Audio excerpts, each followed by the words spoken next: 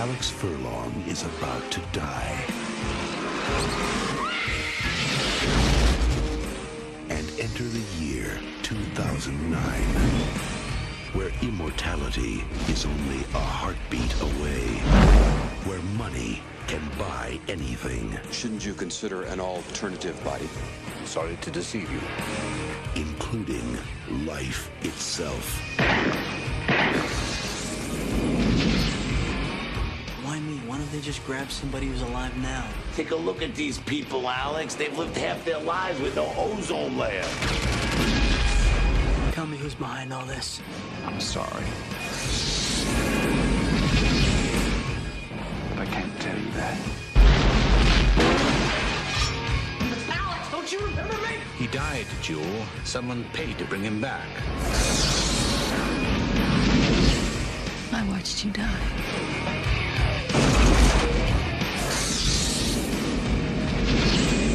Welcome to my mind. Don't resist.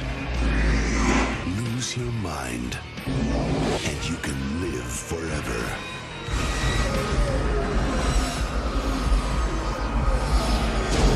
Freejack.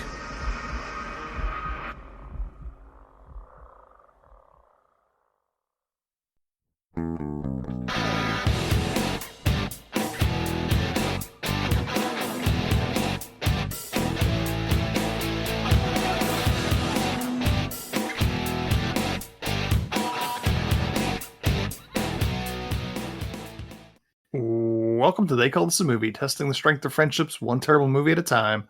Subscribe to the podcast on iTunes and other podcast services by searching They Call This a Movie, and find us on Twitter and Instagram at TicTamPod. That's TCTAM Pod. Welcome back to They Call This a Movie. This is Anthony Del Vecchio. With me, as always, is Dan Aquino and Mark Myers. Say hello, gentlemen. Hey, friends. Hello, everyone. So this is going to be a short opening. It was just a quick discussion we had at work, and want to see if you guys sort of feel the same about it. Does it feel as you get older and, go into the workforce and stuff like that, that like summers just seem to go by really quickly? Like more than when you were kids? When you get to be our age, you miss every summer. Yeah, and I just meant literally the time. The like all of a sudden you're like, oh, hey, it's Memorial Day, summer. And then next thing you look up, it's like, oh, it's Labor Day. Yeah. I wasn't real. I think I was kidding, but okay. You're gonna miss every summer at one point or another. It's just gonna blend together, man. Yeah, yep. It's just a weird phenomenon. I mean, I know my brain is probably slightly different than you in that. Where I work like 60 days ahead, all the time. So, I start seeing the end of summer coming a little quicker, but it's still like looking up that it's like we're a month from Comic-Con, sort of thing and all that. And it's just, I don't know. It was just a conversation we're having at work because, it was, we're finishing up our busy time of year, and, it's kind of that sort of time to breathe and think about it. And yeah, it's kind of crazy that Labor Day is this weekend. Yeah, I just don't think there's anything crazy phenomenon about it. Basically, we work 5 days, always looking for the weekend. Weekend is over, and then we spend Monday through Friday once again looking for the weekend. Before you know it, 9 weeks have gone by. It's really all that comes down to. It's true. And I work in a windowless, loud dungeon, so I have no sense of time. It could be March for all you know. Yeah, 100% with the lousy March weather. But yeah, I every now and then I'll peek my head out to see what's going on. Like, oh, it's nice out today, or it's not. So do you see your shadow, Dan? Oh, I see so many terrible things. You'd shit yourself if I told you the things I saw, Mark. Wow. Okay, yeah, that's how it is to be old and have a job where you work all summer. And thanks for bringing it up, Mark. If I was going to have the, fatalistic, we're all getting old, summer's too short conversations and work, I need to bring it to the podcast. Great. When are you going back to the movies? Maybe you could you could talk about that. Was it so obvious that I do that to allow me to talk about going to the movies again? We need a good vibe, Mark. We need good vibes here. Good vibes. Only good vibes. Well, let's try again next week. Yeah, Next week's Mark's gonna be like, do you find it weird that you're like slowly marching to your death? Isn't that do you ever strange, think guys? about dying? Right. I was talking about it with my coworker today. That we're all, the second we're born, we're dying. So What's it makes the you think. Great. Now we got a movie to get through. That was almost 2 hours long. Wow. Yeah, you weren't kidding.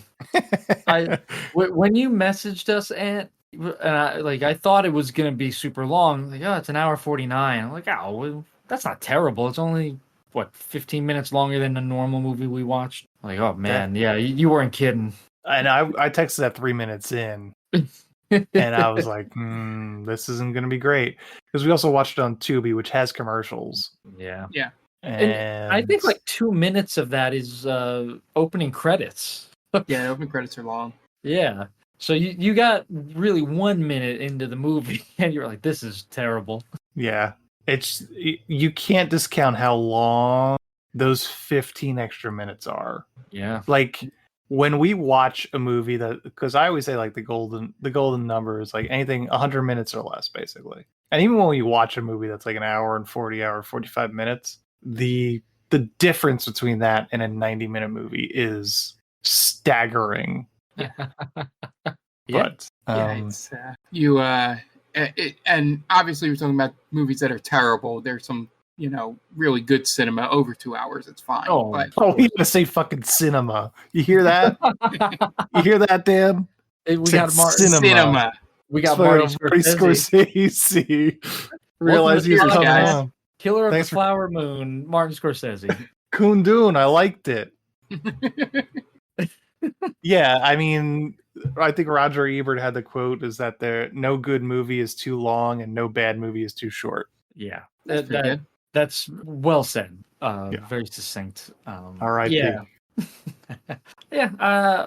I don't know. It was weird because I kept thinking to myself, with a movie that has this type of cast, it can't drag because there's a lot of talented people involved in this. Big name actors. Like, there's no way it might be bad, but it's not going to drag. And I was really wrong about that, unfortunately. Dan, we haven't even introduced this week's movie, and it was your pick. I want to introduce it.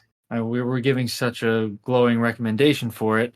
I picked the 1992 sci-fi action movie, I guess, Freejack with Emilio Estevez and Mick Jagger. Set in the distant future of 2009. Yes. Remember Emilio Estevez? Was this the same year of Mighty Ducks? Was Mighty Ducks 92? I thought it was 93. I mean, it might be. It could just as easily be 93. Yeah. Yeah, this is that Mighty Ducks Judgment Night, this time period when he was like jumping back and forth between genres. Mighty Ducks was 92. I don't even know what Judgment Night is. It's a movie. I think it's like Is that with Cuba Gooding Jr.? Cuba Gooding Jr. Yeah. Jeez. Well, that's an hour and 50 minutes too, so I don't want to see it on the oh Google no, Doc. I've seen that movie way too much to know it's not good for the podcast because my brother-in-law is obsessed with that movie. All right. Is he the barometer?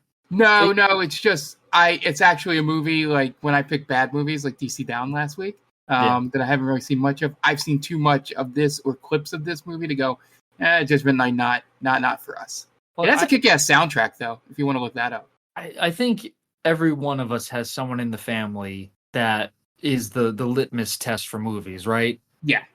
Sure. If so-and-so in my family loves this movie, I know to steer clear. Yeah. So I didn't know if your brother-in-law was that person. Yeah. Brother-in-law must not know cinema, right, Mark? He does not know cinema. He's strictly Marvel. He's only a Marvel fan. Scorsese would scoff at his top 5 movie. What was it like? I was gonna say I thought I did see Mark put a Kieslowski movie on the Google Docs recently. His pick is Eraserhead for October. Yeah. I wanted to ask Mark what it was like working with a young Robert De Niro. Bobby's a good guy. I mean, fine. We're on This fucking guy. strictly first name basis. We're just trying to avoid talking about this movie, aren't we?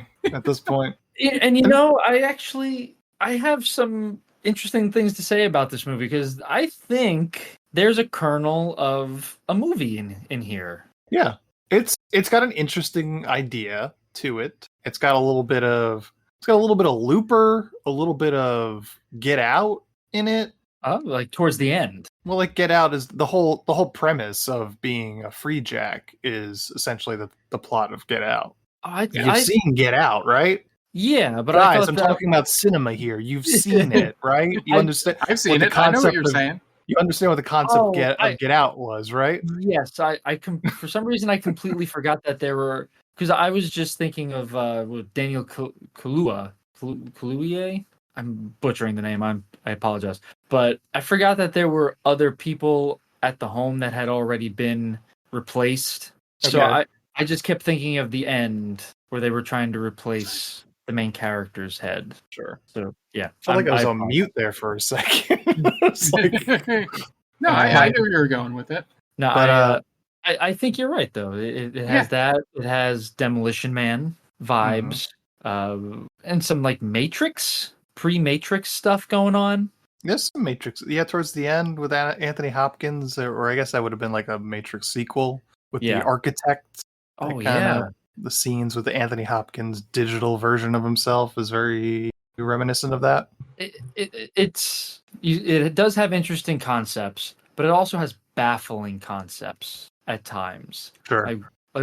Not to jump ahead and spoil everything, but why did they have to make it look like Anthony Hopkins was dying? Like they had his body in that cold chamber. Mm-hmm. I don't understand that. That doesn't make any sense to me. Well, he was dead. No, but he. Oh, gee. Yeah.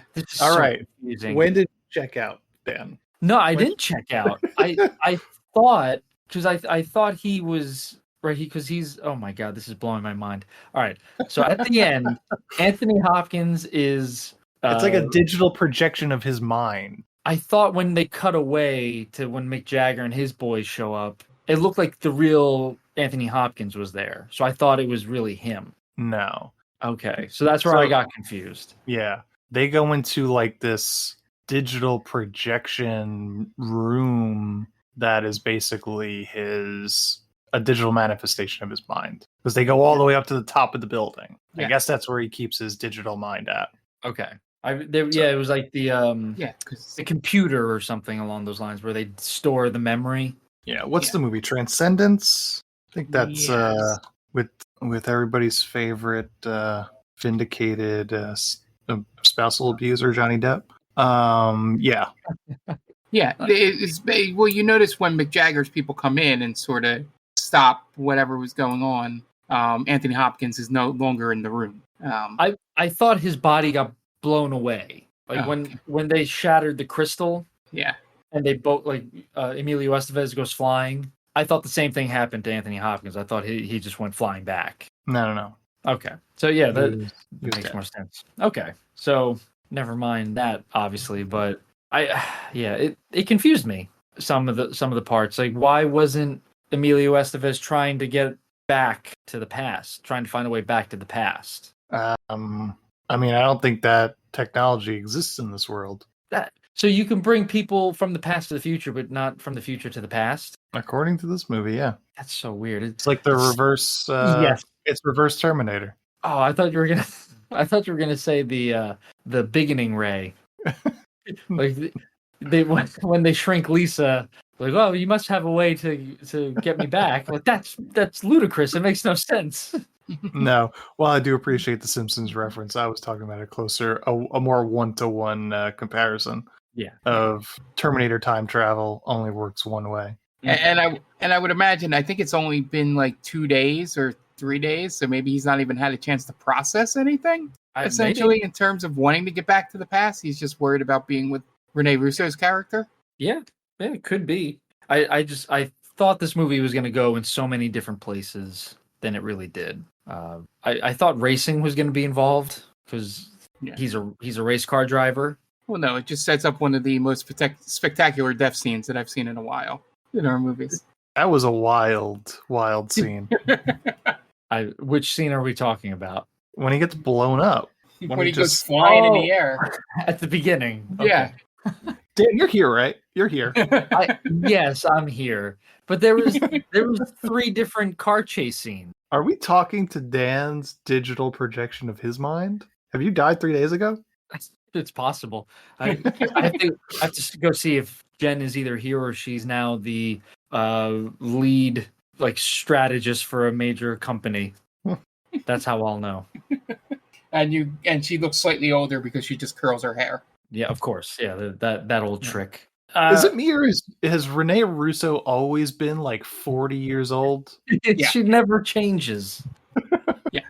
She looks great, don't get me wrong. Yeah. But anytime I've seen her, she has been 40 to 45 years old. I think the last movie I've seen her in, most recent one, is probably Endgame, right? When right. Yeah. Thor goes back to Asgard. And you see, she looks exactly the same as she does in Freejack there. Yeah. It's when I saw her in this movie, it's I'm going to see a young Renee Russo. No, I'm seeing 39-year-old Renee Russo. Somewhere out there in a vault somewhere is a Polaroid of Renee Russo in her mid-20s. Mm-hmm. It's just locked away. No one's allowed to see it. Only the president of the United States gets to see this stuff. Are we saying she has a Dorian Gray painting that keeps her aged in the 40s? Yeah. It's either that or she's drinking children's blood, Mark. Probably. Yeah. Or is it drinking? Listen to TikTok. I know which way we're going with this one. Is it drinking or bathing in it? Or both? I think historically it's bathing in it. Okay. So yeah, she's like Madame Lalaurie down in New Orleans. I've heard that story. Yeah. It's very disturbing, but maybe Renee Russo's pulling one of those. I guess it's because her first acting role, other than something called Meanwhile in Santa Monica, is Major League in '89, and she is already 36 in that movie? Get out of here. She's 35. That movie came out in what, 84, 85? 89. Oh, 89. Okay. So, yeah. So I guess that's the reason why she always seems like she's that same age. Is because we only start seeing her at age 36, 35. Because I guess she was a model for a long time. And the last movie she's been in is Endgame, so she's probably rejuvenating. Mm-hmm. Yeah, she's in the chamber, right? she'll come out in another year or so. Yeah. The one thing about this movie is that she met her husband, Dan Gilroy, who was the writer. Oh, get out of here! That's good. Yeah. Writer of Nightcrawler. Are they still married? They are still married since '92. They found love in a hopeless place. That's right. Clearly, literally what Rihanna was talking about. She watched Freejack. She watched Freejack and she looked it up on IMDb. It's like, oh, Renee Russo met her husband while working on this movie. Man, that's inspiring. Yeah. If you could write a top 40 hit by watching Freejack, it was all worth it. It's his first screenplay too. I think this is one of the examples of swinging for the fences and missing. Yeah. Speaking of crazy careers, Dan Gilroy, he writes the screenplay for Freejack. Then he writes a movie called Chasers, which seems like it's got Erica Eleniak, so that's interesting.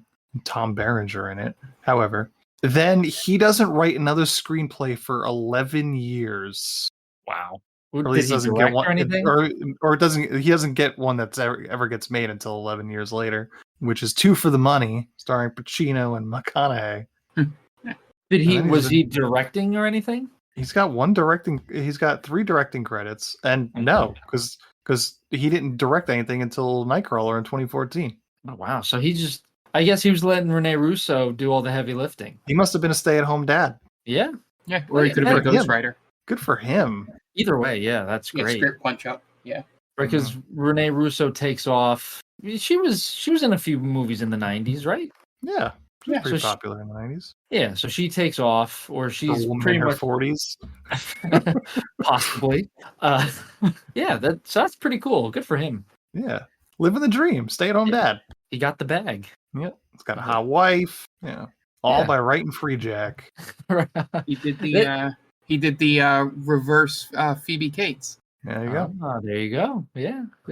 That's the incredible thing about Hollywood. Is the way people just meet each other on the set, and some last, most don't, but it's just a wild ride of romance. Mm-hmm.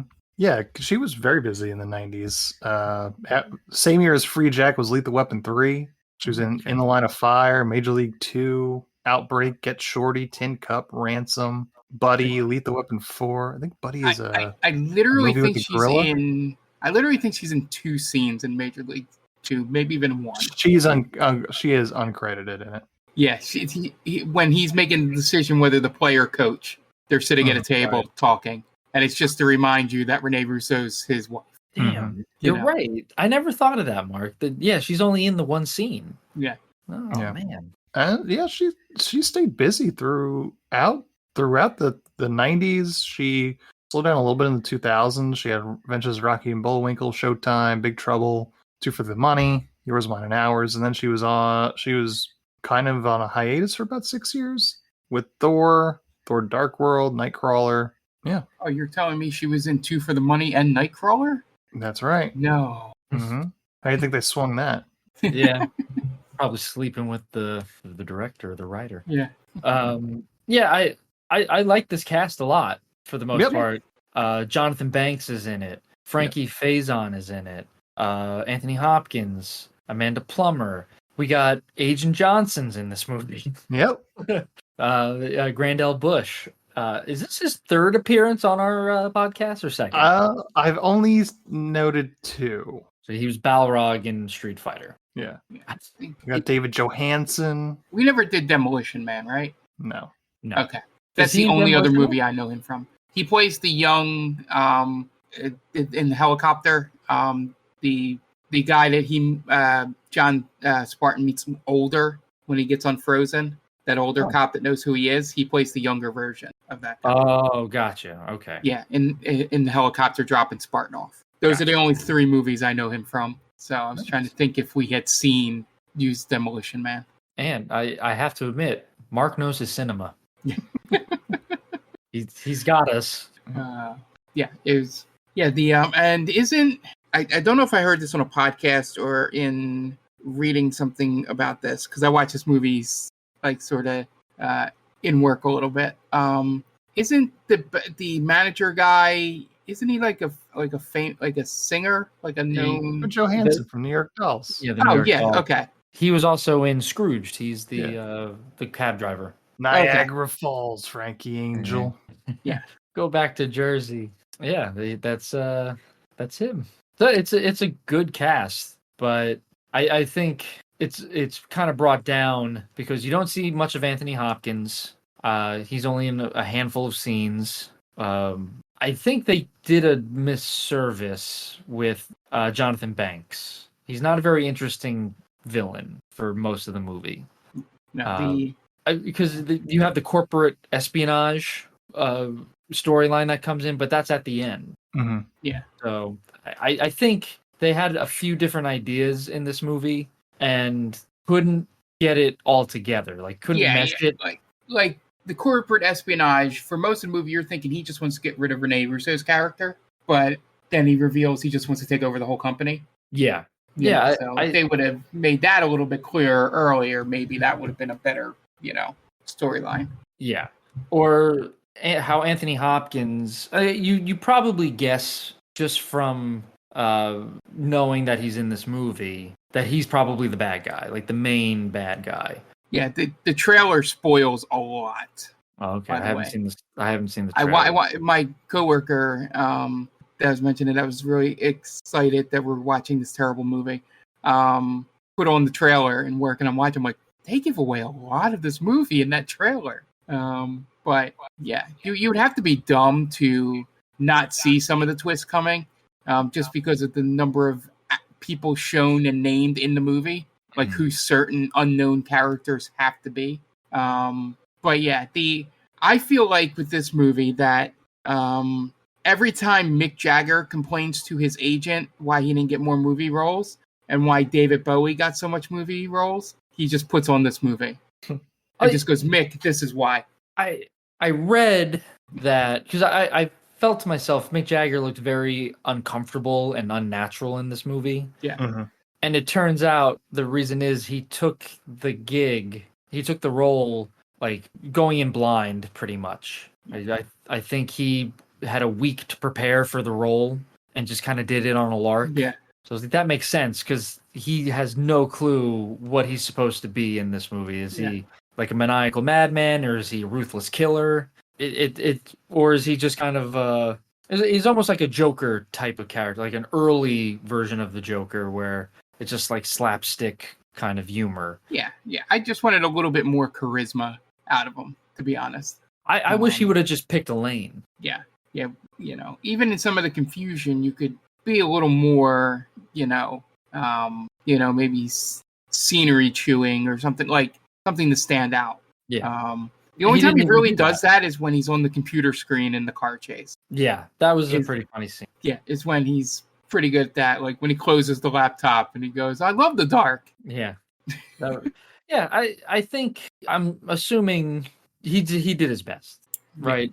On a week's notice. Yeah. There's really not much more you could do there. But I do feel his agent would point out this movie type planes. I wonder who, Ant, and maybe you might know this, Ant, who was originally picked for his character? It didn't say in the trivia, so I have no idea. Okay, yeah, I wonder who they originally had planned. Because if you give him a week's notice, you had to have had someone else in mind. Yeah, maybe they dropped out at the last moment. Yeah, maybe it was Bowie. That'd be awesome. That would be pretty cool. So, Freejack from 1992 is directed by Jeff Murphy, who also directed Young Guns 2 and Under Siege 2 Dark Territory.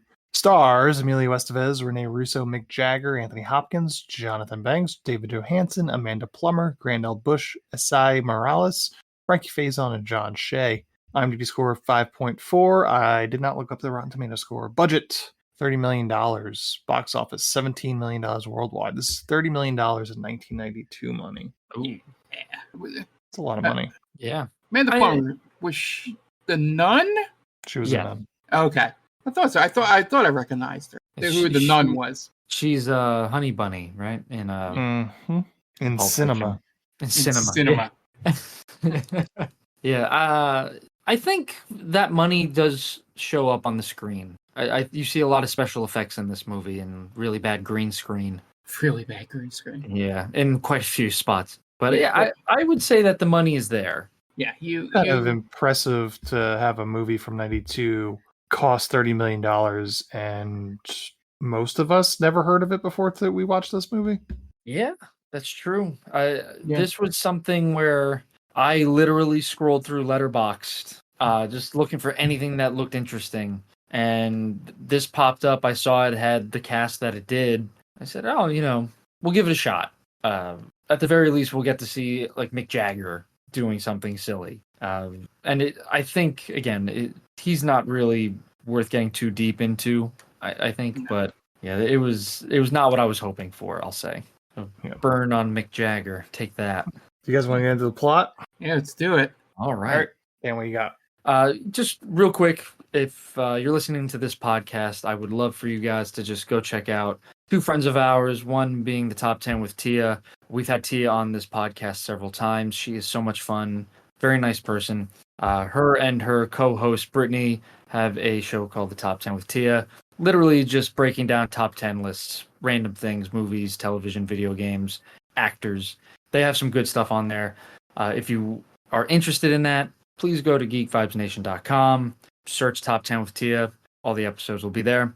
And last but not least, our very good friends, the Game Vault podcast, of which Mark is a co-host of. So if you like Mark on here, go check out his video game podcast, where they talk about video game news, games they're playing, games they're looking forward to.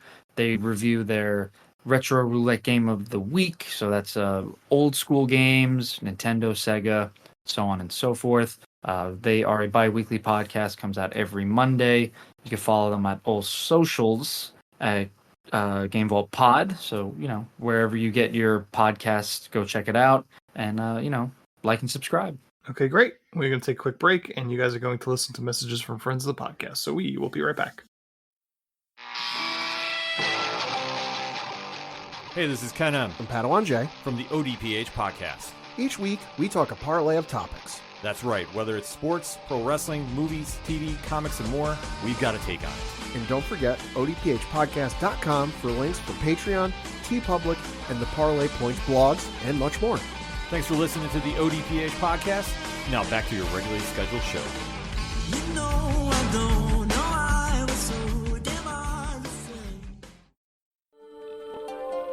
Welcome, travelers. Seems like you're looking for a story. Well, I got one for you. It involves adventure, friendship, and all sorts of... Earl, why don't you tell him about that time I stole that big-ass melon? Yeah, I was going for more... Or you could tell him about the time I kicked her ass, Earl. I wouldn't ever tell him. Do I need to get my ref gear on? Okay, everyone, shut up. Now come with me as I tell you a story from afar. Hey everybody, my name's David. I'm the DM for From Afar Podcast. From Afar Podcast is all about four friends separated by distance, but brought together by adventure. Hope you all stop by and give us a listen. Thanks. And welcome back. Now it's time to get into plot 4, Freejack.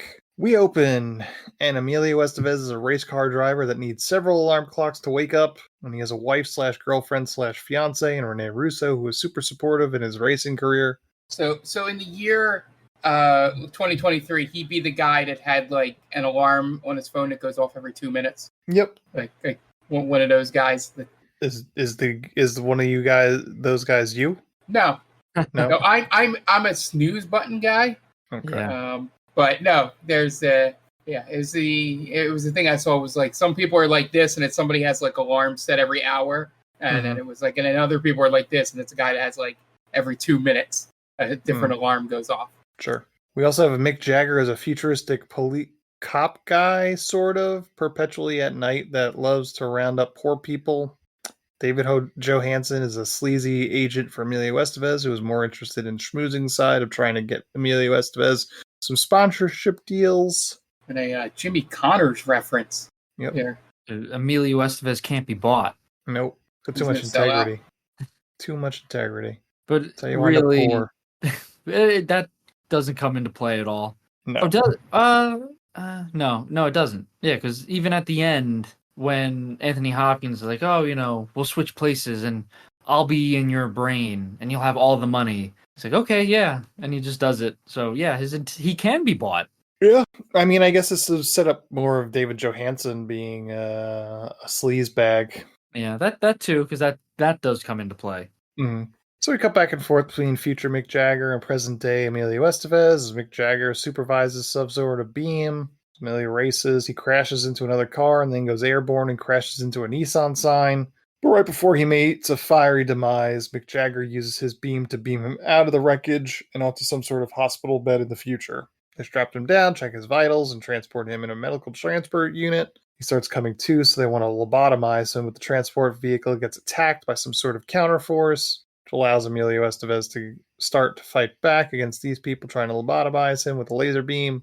Makes his escape as Mick Jagger and the others fight off the insurgents, but Jagger orders his men to take Emilio back, and Emilio runs for it and tries to hide. He hails a checker cab, immediately gets held at gunpoint by the cabbie for his fare ahead of the actual ride. Then when Jagger's forces try to stop the cabbie tries to shoot Emilio, but he misses and Emilio runs out of the cab. So he runs back to the apartment to see Renee Russo, whose name is Julie. When he gets there, there's another family living there. And when he says it's impossible because he was with Julie their date today, they call him a Freejack and slam the door in his face. He continues to go on the run and realizes that it is 2009 and New York skyline is very different, but it still has Twin Towers. So Alex did 9/11?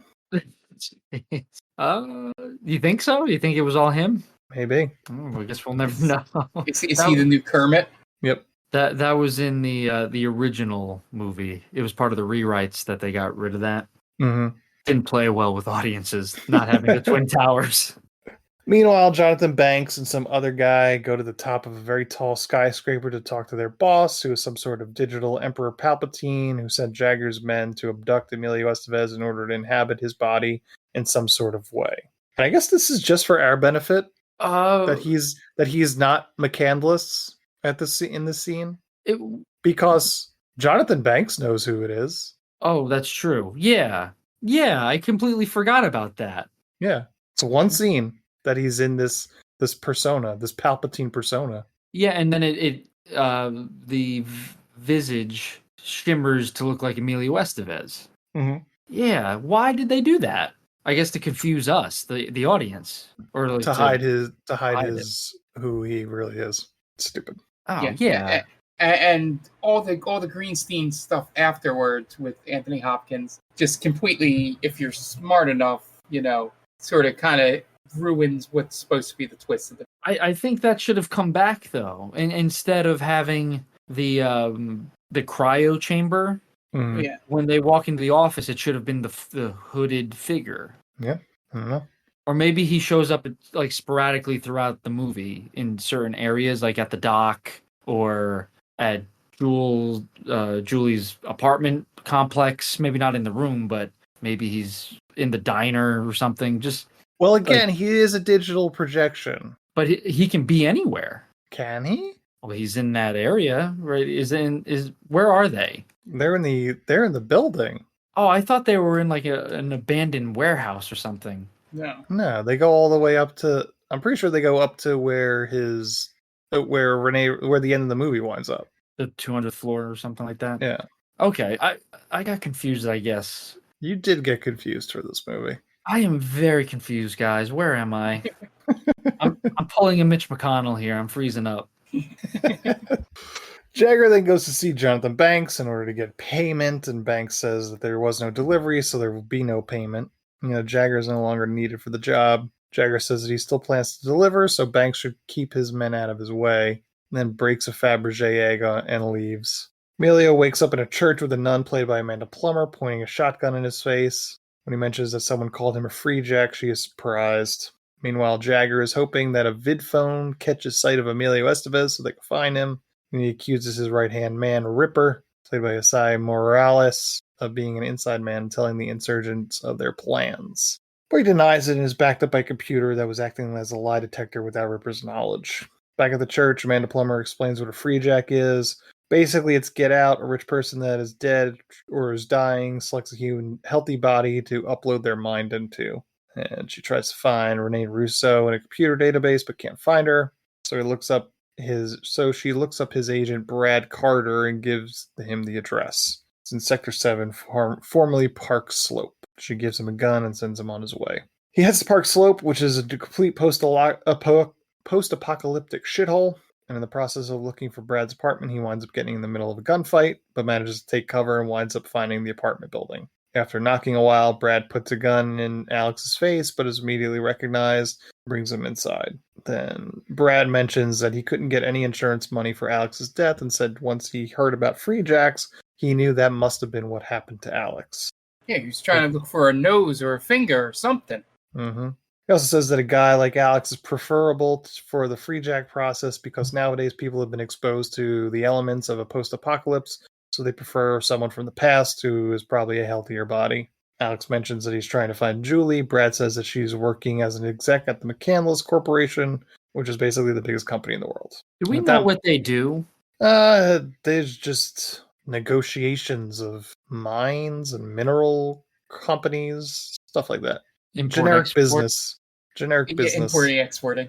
Importing, exporting. Yeah, it is very generic, right? They have that scene where Julie is meeting with I think it's the Japanese businessmen. Mm-hmm. Like, oh, they're ruthless. They're not going to give you what they want, and they just immediately give Renee Russo what she wants. Mm-hmm. There's no negotiating. Yeah, it's like, we want this. Okay, you got it. Well played. That moment, Julie is negotiating a deal with some foreign business for McCandless, and then talks to him on the video phone afterwards, and it's Anthony Hopkins. Meanwhile, Brad and Alex go to a diner so Brad could use a payphone and call Julie. But of course, Brad wasn't calling Julie, he was calling the cops for the reward. As they show up, Brad gets shot in the melee, and Alex runs out the back to the alley where a further chase ensues. He steals a cop motorcycle, drives it through some places, including back through the diner and out the window. He gets to Manhattan by crashing a checkpoint, which alerts Mick Jagger, who thinks he knows where he's going. Meanwhile, Renee Russo goes to her very fancy apartment, and Alex sneaks up on her in the bathroom. For context, she hasn't seen him in 18 years, and now he's here in the bathroom. Yeah, not the best location to surprise someone. Yeah, where would you do it? Jump out of a cake? Yeah. If there was a cake, that'd probably be a pretty good spot. That'd be hilarious. Renee Russo walks in. I don't remember ordering a cake. That wasn't here when I left. She's on to me. I love hiding under a cardboard box. I was going to say I would probably be number one would be a cardboard box. I love in the scene how Emilio Estevez jumps into frame. It's just he looks so silly doing it. It's like he was going to yell surprise at a birthday party. It's like just off screen, he's just like, here I am. Hey, honey. Like, what's that? Just walk out. You don't have to do any weird movements. Or just do the cool guy thing and be sitting on the couch when she walks in. Or a chair, right? A swivel chair. Hello, Julie. You'll never guess what happened to me today. Petting a cat. Yeah. I wanted to talk about this earlier. Do any of you guys think that Emilio Estevez is probably not the best role or best fit for this role? I don't think he's a particularly good actor in general. Yeah. Like I can see that. I feel like you really don't even go out of his family to find a better fit. I feel like Charlie Sheen was probably a better fit. Do you think maybe it was too much to get? I mean, they spent $30 million on this movie. Yeah, it's true. I'm sure some of that could have gone. Well, they didn't have that kind of budget for the cocaine. That's the problem. Sure. So it's like, that's probably an extra $5 million. Yeah, that's why they couldn't get Jean-Claude to do this. I mean, like Emilio's a pretty big star in '92, isn't he? Yeah, I'd say so. Yeah, he's coming off of what? Mighty Ducks. Stakeout is the same year as Mighty Ducks, but like. Oh, that's right. Yeah. Yeah, and he still had Young Guns and all that, Rat Pack stuff. Yeah, that's a good point. So yeah, he was still a big name in '92. Around '92. His Men at Work, which was with his brother, Young Guns 2, Young Guns, Stakeout. Yeah, so he Maximum Overdrive. So, well, can't all be winners, I guess. But Young Guns, that's also with Charlie Sheen, correct? Yep. Okay, so he did quite a bit with his brother. Yeah, that's cool. Yeah, I think he's not a good match in this movie. Then I don't think this movie is really the right kind of vehicle for someone like Emilio Estevez. Who would you put in this role? I'd like Mark's idea. I like Jean-Claude Van Damme. That's not a bad pick. It's just Time Cop then. Yeah, that's true.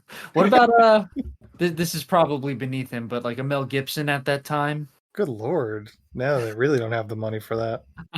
Yeah. Oh, he would bring more of a gravitas to it. How old was Ethan Hawke? Ethan Hawke was probably about Emilio's age. Why not put Ethan Hawke in this movie? That's not a bad pick. Yeah. Robert Downey Jr. Robert Downey Jr. That's not bad. He might have been going a little crazy at the time, though. So James Spader. When was Stargate? 93, 94? Probably later. We're supposed to like the character of Alex. You can't I was just thinking Spader should be the Jagger character, honestly. Oh, that's not bad. He could be he could be more menacing than Mick Jagger. Yeah. Yeah. He's probably too young though for that role. In 92, right? And he's definitely younger than Mick Jagger. Yeah, 100%. So Mick Jagger was on his second retirement tour for the Stones. Only 5 more to go. Are they doing another one, or is that Kiss now? Or it's Aerosmith, I think. Aerosmith is doing their final farewell. Mm-hmm. The Stones have to be done, right? This is it for Aerosmith. Yeah, I so they say. She runs, he follows, tackles her onto the couch, and shows her the necklace she gave him for good luck right before the crash.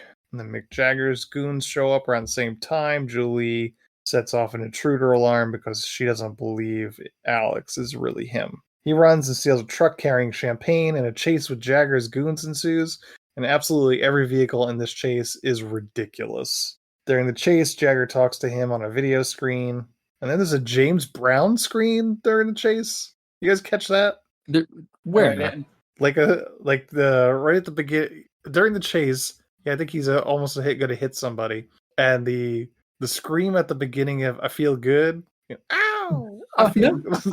I didn't pick up on that. I swear they used that sound effect. It's like the opposite of the Wilhelm scream. Yeah, it's not the Wilhelm scream. It's like a James Brown scream. That's awesome if it's true. That is so cool. That I want that to be used more often. Like in modern movies, we need to use the James Brown scream. I got to go back and see that now.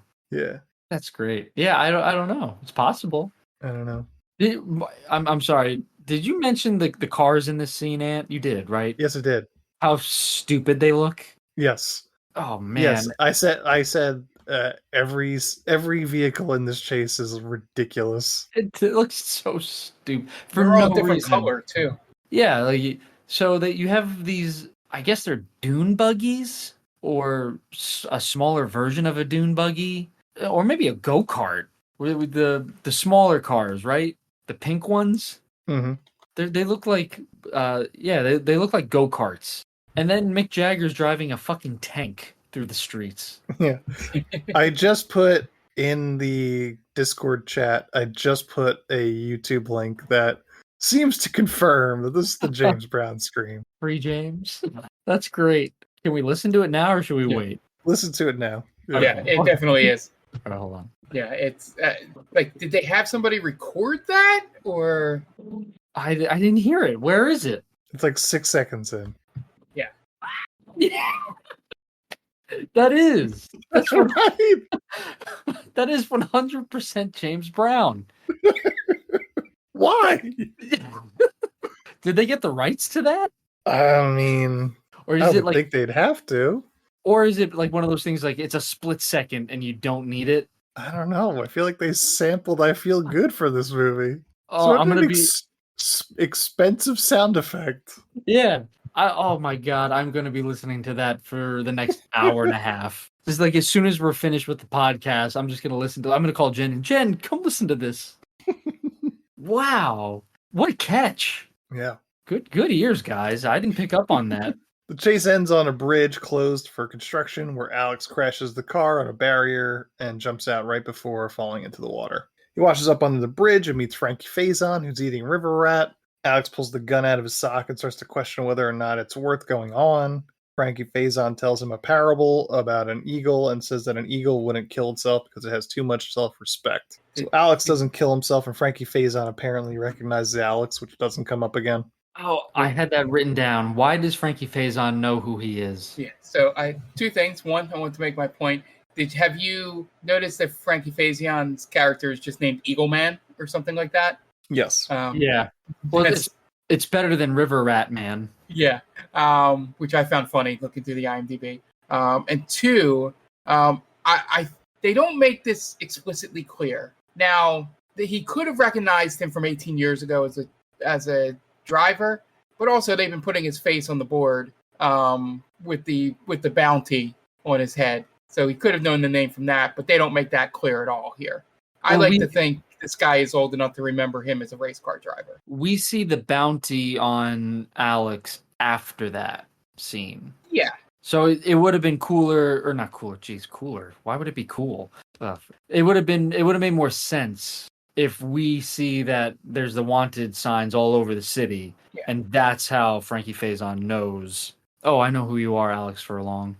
I didn't know if they were going, and I hope this isn't the thing where it was like he's the like wise old black man, you know? Yeah, but it is the 90s.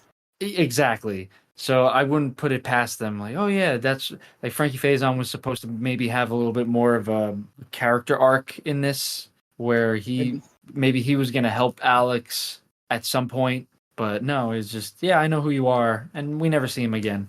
Yeah, at least he's not a janitor. Right. Or a caddy. Yeah. Or caddy. He's a homeless man. So much better. Unemployed. Eating rats. Julie is now convinced it was actually Alex because Mick Jagger was looking for him, so she convinces her driver to take her to the slums to try and find Alex before Mick Jagger does. They find him, and she tells him that Jagger was the one that allowed Alex to get into her apartment by hacking the door computer system, and he set them both up. So she believes it's Alex now. And Julie calls some guy named Morgan, and she says she wants to speak with him. He tells her where to meet up, and she tells Alex that Morgan knows how to help him escape. They go to a club, and she goes to find Morgan. Alex has a drink at the bar, and he immediately gets drunk on the alcohol of the future, and then gets interviewed by Jerry Hall, playing a news reporter. She interviews him, and he starts saying too much, and they realize that he's a Freejack, so they beam out a signal to all the networks and broadcast for basically the whole world to see. So Morgan acts fast and throws a smoke bomb to get Alex out of there. And a great job as a news reporter by Jerry Hall. She's a natural. Natural. I mean, she's a better actor than her husband. Yes. Probably. That is correct. Back at Morgan's place, they call McCandless, and McCandless says that there's nothing he can really do legally about it, but he'll see what he can do. And he starts asking Julie where she is, and she doesn't really tell him. They're acting super suspicious. Morgan then leaves, which gives Alex and Julie a chance to get close, and then they fuck, presumably. Meanwhile, Jonathan Banks interrogates Amanda Plummer, the nun, and he starts to smack her around, so she kicks him in the dick. It's a very odd tonal shift here. Yeah, and I think that's why I didn't really like Jonathan Banks' character. He's supposed to be menacing, like a real like brass tacks kind of character, right? Yeah. And he gets kicked in the balls and makes a funny face. He oversells it too. Yeah, and they linger on that shot for quite a bit. Yeah. So I'm at that point. I don't think he's the villain that they want him to be. Yeah, it is weird to have your villain get kicked in the dick by a nun and then act like a cartoon. Right. Yeah, it's like we entered like Dumb and Dumber or something at that moment. Or like Toontown. Yeah. Yeah, they needed like the doink sound. Yeah. Like, just eyes crossing. Yeah, I don't know. Because then he's never portrayed that way again throughout the movie, Jonathan Banks. Yeah, I wonder if that was a reshoot. Oh, to add a little more humor in? Yeah. I wonder if all the Amanda Plummer scenes were reshoots. She's only in 2 scenes, but like the comedic just having a shotgun wielding nun seems like if they were trying to rejigger it to be a little more comedic, that would be something that seems like would fit more than it would if it was just all action. I have a hot take here for this, but oh boy. Here we go.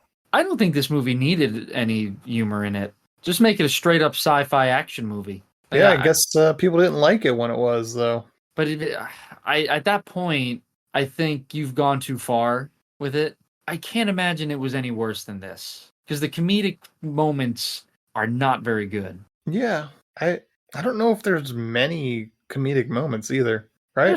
There's some like bad puns here and there, from Emilio Estevez or Mick Jagger. Like Mark was saying earlier, he kind of chews the scenes a little bit. But I think you just go for broke and just call it an action movie. Yeah. Not everything needs to have humor in it. Yeah. I guess it sucked that bad that they needed to do something. Yeah. But sure, we'll never know what was shown earlier, right? So it could have been a complete mess and they needed it. So it is what it is. Yep. They needed Grandel Bush pulling out a samurai sword and stabbing a guy. Which is my favorite scene in the movie.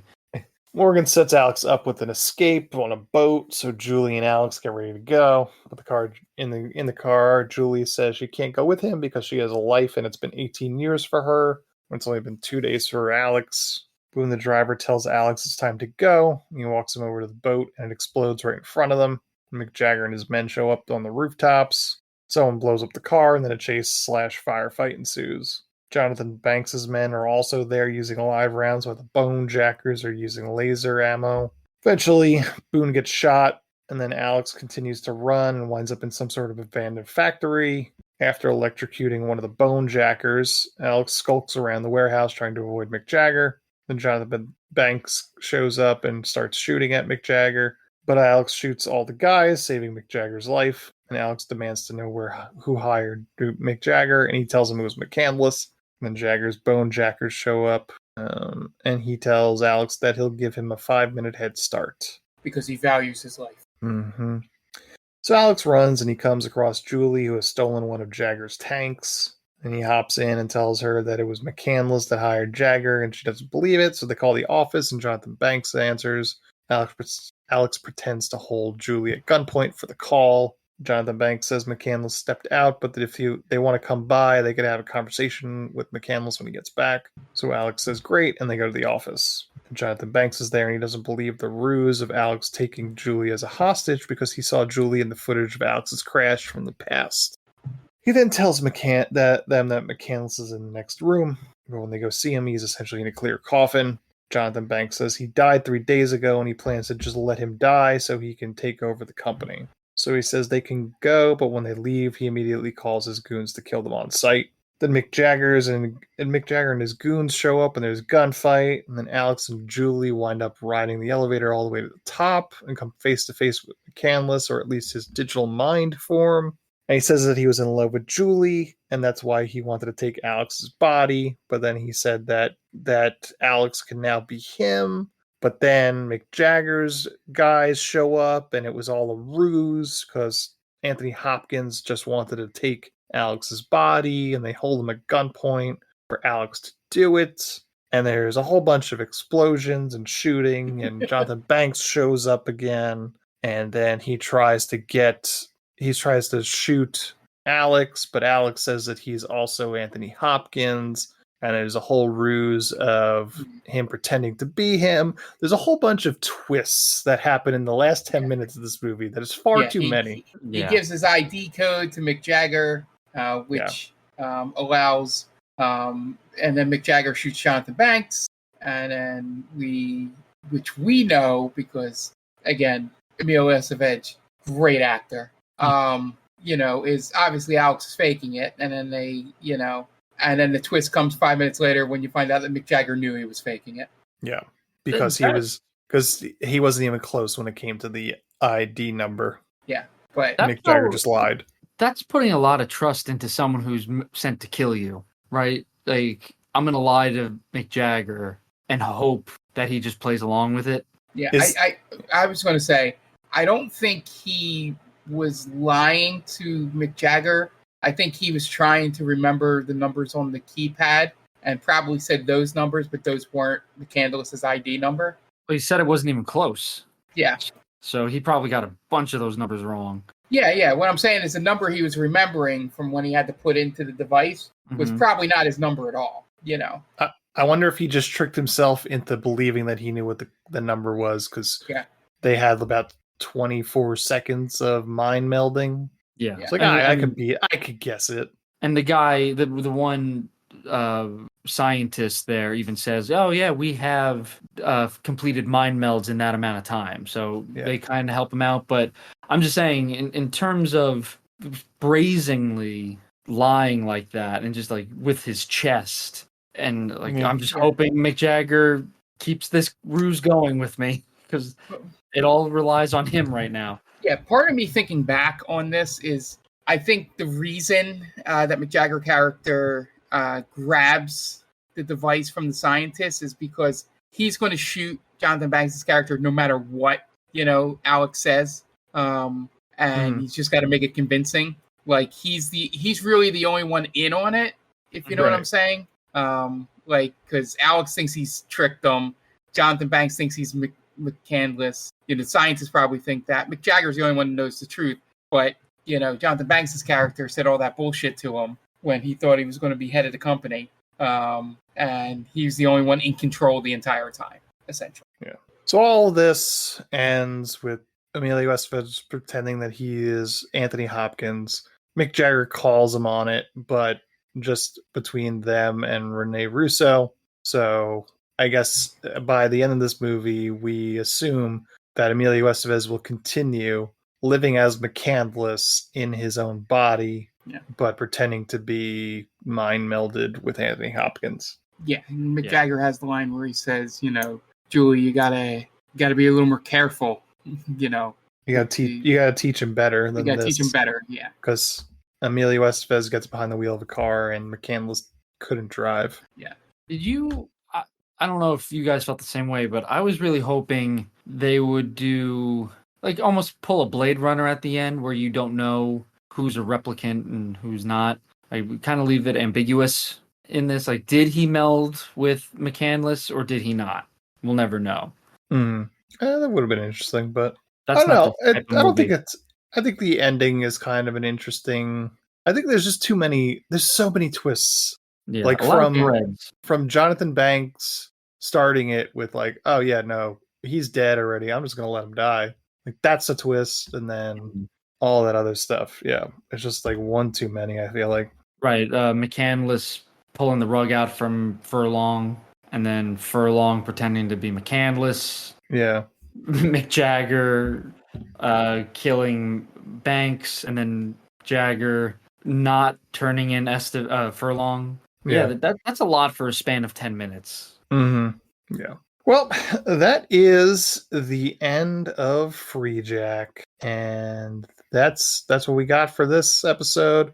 We got a third segment coming up, but this is Freejack. It was wild, kind of long, kind of tough to get through, but not bad.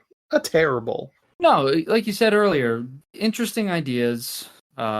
Just they weren't able to mesh it together. They weren't able to really follow that one string towards a good story. They had too much going on, it seemed like. Yeah. But we got one more segment left. But before we get to that, you guys are going to take we're going to take a quick break, and you guys are going to listen to messages from friends of the podcast. So we will be right back. And welcome back. And now it's time for the third segment. And this week, we're doing cast list musician edition. Ooh. So we've got 10 here, and I have three actors and actresses, and you need to tell me what movie it is and what musician is missing from the cast list. So these are movies that feature musicians as actors. Okay. And I'll give you 2 points if you get both of them. The movie and the musician. Got it. Movie and the musician. All right. So you guys could buzz in with your best James Brown scream. Oh, no way. Ow!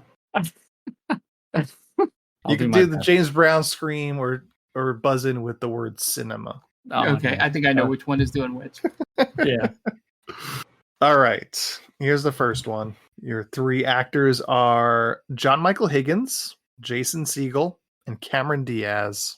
One more time. John Michael Higgins, okay, Jason Segel, and Cameron Diaz.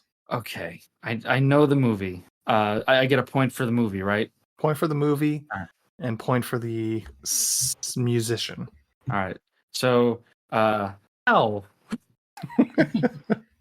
Okay, Dan. Right. So the movie is Sex Tape. That is incorrect. Oh, shit. Jason Segel and Cameron Diaz, right? Oh, fuck. I know it is. Never mind. Sorry. Go ahead, Mark. Man, I was hoping to get a point by you getting the movie and then me knowing who the singer was. I was really hoping when you were going for a different movie when you said Jason Segel. I'm going to take a chance. Cinema.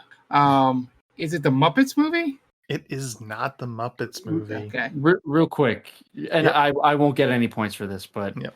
I'm so mad at myself. It's Bad Teacher and Justin Timberlake. Yeah, I would have gotten correct. that. Yeah. I couldn't remember Higgins being in that movie, but I figured like, oh, he would probably have been in Sex Tape, but oh well. That was a good guess, though, Mark. Yeah. All right, next one: Cynthia Rhodes, Kirstie Alley, and Tom Selleck. Cynthia Rhodes, Tom Selleck. Oh boy. Cynthia Rhodes. Who was the second actor? Kirstie Alley. Cinema. Yep, Mark. Is it 3 Men and a Baby? It is not 3 Men and a Baby. She was in. But I thought I could at least take a guess. Ow! Are you okay, Dan? Dan. Staying Alive is the movie. It is not Staying Alive. Wow. Damn it. I don't know. Can you, for a point, can you give us the movie and see if we can get the... Nope. Nope? Okay. Nope. Only because, specifically for this one, Dan was on the right track. We have covered this movie before. It was Runaway. Oh. And the Gene answer is Simmons. Gene Simmons. Okay. Damn it. Runaway. How could I forget Runaway? We're on the right track. One of the 2 Cynthia Rhodes movies we covered. Okay. All right, third one. Nicholas Turturro, Terry Crews, and Burt Reynolds. Wow, that's a trio right there. All right. What the hell could they have been in? All right, I'll take a stab in the dark. I think I know the movie. So, ow! Damn. The movie, it's got to be Longest Yard. It is the Longest Yard. Okay. I that's all I know. Mark, if you want to take a guess at the cinema, Nelly. It is Nelly. There you go. Cool. Split it. Tied 1-1. High five, Mark. Yes. I was thinking of maybe guessing Boogie Nights and then seeing if it was a trick question with Mark Wahlberg. That would have been a good one. That's clever. All right, next one. Dan Aykroyd, Justin Long, and Zoe Saldana. Wow. Dan Aykroyd, Justin Long, and Zoe Saldana. Ooh. I don't know if Dan... Oh, okay. I think I know. Ow! All right, Dan. Britney Spears. Yep. And I think because Dan Aykroyd played the father for Britney Spears in the movie Crossroads. You are correct. Wow. Way to pull that one out, Dan. Yeah, I remember the poster of Zoe Saldana with Britney Spears, a very young Zoe Saldana. Mm-hmm. But I was like, I couldn't remember exactly if Dan Aykroyd was in it, but then I remembered he went into her room in one scene and was like asking her if everything was okay. It's such a weird pairing that it just stuck out in my mind. Sure. All right. 3-1. Mm-hmm. Next one is Patrick Stewart, Virginia Madsen, and Kyle MacLachlan. This one, I a blank right off the bat. I don't even know who Ryan McLaughlin is. Kyle MacLachlan. Well, Kyle MacLachlan. I don't know who he is either. He's like a fringe Dermot Mulrooney, Dylan McDermott type guy. Yeah. Oh, was he in Dune? He was in Dune. Shit, I think I just gave it away. Is it Dune? Well, no one's getting points for that. No. Yeah, I will relinquish. I know who the singer is now as well. But Mark, I will give it to you. So cinema, and I'm gonna be really mad if I'm thinking of the wrong Dune. I probably am. Zendaya. You are thinking of the wrong Dune. Okay. It's Sting. Sting. Yeah. All right. No points on that one. I probably should have said Twin Peaks instead of Dune. Probably. You beat me to saying Blue Velvet. Oh, Blue Velvet. Yeah. Even that's probably a better one too. Yeah, it wouldn't help me get the movie, so it would have stopped Dan from giving away the movie. All right. We should give Mark the point because I fucked up. No one gets the point. No defaults here. No. All right. This next one, I will say this is the closest to a cameo in any of these. So it's a smaller role. He's not playing himself, and I will say it's a guy. Okay. So he's it is a musician not playing themselves. Right, but it's a small role. I just wanted to call that out. Okay. So it is Julia Roberts, Maggie Smith, and Dustin Hoffman. I'm not up on my Julia Roberts movies. Maggie Smith? Mm-hmm. Smith. That name Dame sounds Maggie familiar. Smith. Dame Maggie Smith. Professor McGonagall from the Harry Potter movies. Oh, and Dustin Hoffman. Okay. Ow. Dan. Oh no, I don't know now. Shit. All right, I know the movie. The movie is Hook. That is correct. The movie is Hook, and I'm such an idiot. When you said a bit part and they're like not credited as themselves, I thought I didn't say not credited. I said just smaller role. I immediately thought of Glenn Close. All right. Who's the singer in that movie? Oh, I don't know. I don't know the singer, but I know it's Hook. Okay. Mark, do you know the singer in Hook? I'm gonna be real mad. No, I don't. Don't know. It is Phil Collins. Really? He plays a detective when the kids go missing. Yeah. I don't remember that. Wow. Cool. Learned something new. Yep. All right. Next one. Harry Dean Stanton, Woody Harrelson, and Sam Rockwell. Well, those guys. I feel like Sam Rockwell and Woody Harrelson have probably been in a lot of movies together, right? Because they have the same kind of vibe. Mm-hmm. You know, I'm not gonna say it out loud because I could think of one movie immediately that they were both in, but I can't imagine it's that because I can't think of if there was an actual singer in the movie. I'm gonna take a guess. Go for Ow. The first movie that pops to mind is Three Billboards Outside of Missouri. But I don't think there's a famous singer in that movie. That is incorrect. Yeah, it's outside of Ebbing, Missouri. I'm sorry. Yeah. I don't know if does that make the difference? No, it does not. Oh, okay. It's Jeopardy. You had to say it exactly. Judges? We Yeah, can't give judges. Mark, do you I'm hazard a guess? No. Okay.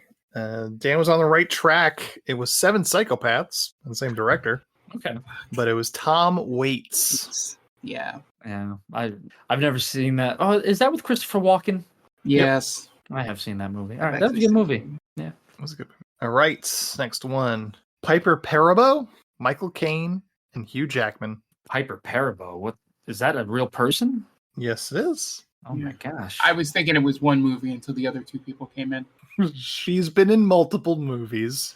You might be making that up. Oh, I know it. Mark, do you want to guess first? No, you can go. All right. Ow. The movie is The Prestige. Yep. And the singer is David Bowie. That's correct. I remembered Hugh Jackman and Michael Caine. I still have no idea who Piper Perabo. When you said Piper Perabo, I was hoping it was Coyote Ugly. I have to look her up later. I've never heard of her before, but I've seen her because I've seen The Prestige. So because you could have gotten away with a Leanne Rimes. But neither Michael Caine or Hugh Jackman was in Coyote Ugly. So as soon as you said Michael Caine, I was like, "Fuck, it's not that." Okay. Yep. Too bad, so sad. All right, next one. Michael York, Robert Wagner, and Seth Green. Oh. Ow. Yep. Austin Powers, the first Austin Powers, and ladies and gentlemen, Mr. Oh, who is this? Who's the singer on the tour bus with him? Oh, it's gonna drive me nuts. I had it. Well, if Burt Bacharach. So you are right, but that is not what I put down. So I'm gonna give you a point for that. Oh, you give yeah. Okay. So Mark, do you want to try? Cinema. So Austin Powers Gold member, and it's Beyonce. Yep. All right. You could have also done the first one with Susanna Hoffs as well. Yep. Susanna Hoffs is in the first one? Yeah, she's the girl in his band. Oh wow! So there's multiple people. Yeah. That's why I went like a little more for like starring roles rather than cameos, because I was getting into points where they were like some movies I was picking. I was like, oh wait, there's like several different musicians in this one, so I can't pick that one. That's why I was waiting when he said Austin Powers. I was waiting for you to say if that was correct or not. Yeah.